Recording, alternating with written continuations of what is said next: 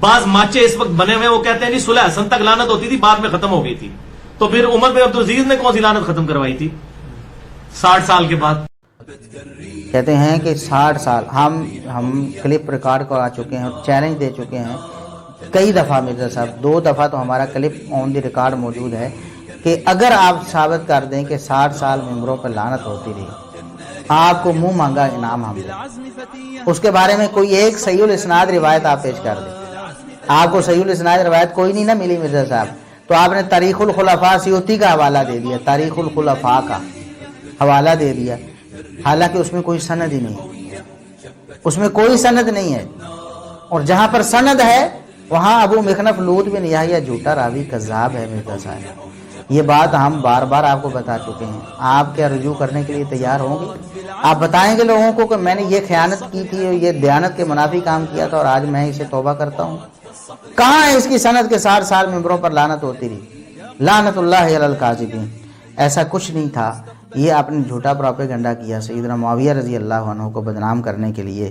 بعض ماچے اس وقت بنے ہوئے وہ کہتے ہیں نہیں صلح حسن تک لعنت ہوتی تھی بعد میں ختم ہو گئی تھی، تو پھر عمر بن عبدالعزیز نے کون سی لعنت ختم کروائی تھی 60 سال کے بعد؟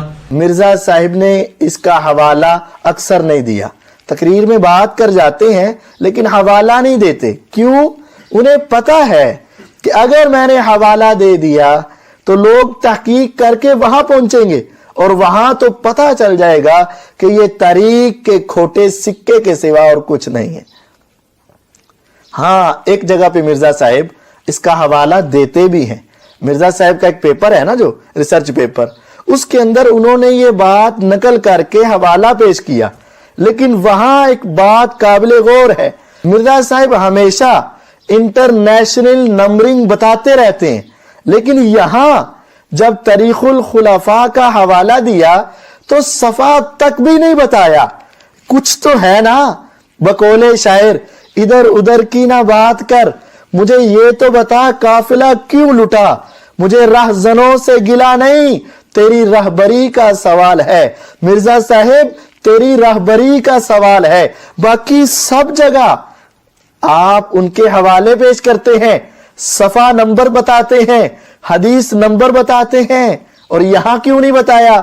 وجہ یہ ہے کہ تاریخ الخلفاء کتاب لکھنے والے امام جلال الدین سیوطی رحمہ اللہ یہ پیدا ہوئے ہیں 849 ہجری میں، اور جو تم ایک الزام لگاتے ہو کہ 60 سال تک لعنتیں برستی رہی، نعوذ باللہ من ذالک، اگر یہ بات مانی بھی جائے تو پھر بھی درمیان میں فاصلہ کتنا ہے؟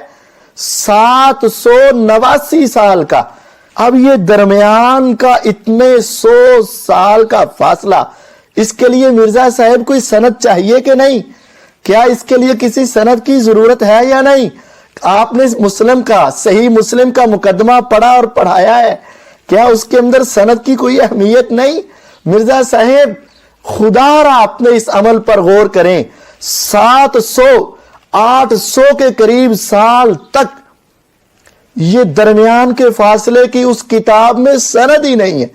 ضعیف ہونا تو دور کی بات ہے، جھوٹی ہونا تو دور کی بات ہے ہی نہیں۔ اب جو لوگ مرزا صاحب کی اس بات کو لے کر دنیا کے سامنے یہ کلمات کہتے نظر آتے ہیں، میرا ان سے ایک معصومانہ سا سوال ہے کہ ایک حدیث ابو داود، ترمذی، نسائی میں موجود بھی ہو، سند بھی موجود ہو، اس کا ایک راوی ضعیف ہو تو ماننے کے لیے تیار نہیں ہو، اور جو 789 سال کا فاصلہ ہو اور اس کی سند بھی نہ ہو اور ضعیف بھی سند نہ ہو، اس کو آنکھیں بند کر کے مان لینا، یہ کیا صحابہ کی توہین نہیں ہے؟ کیا یہ صحابہ سے دشمنی نہیں ہے؟ کیا یہ صحابہ سے بغاوت نہیں ہے؟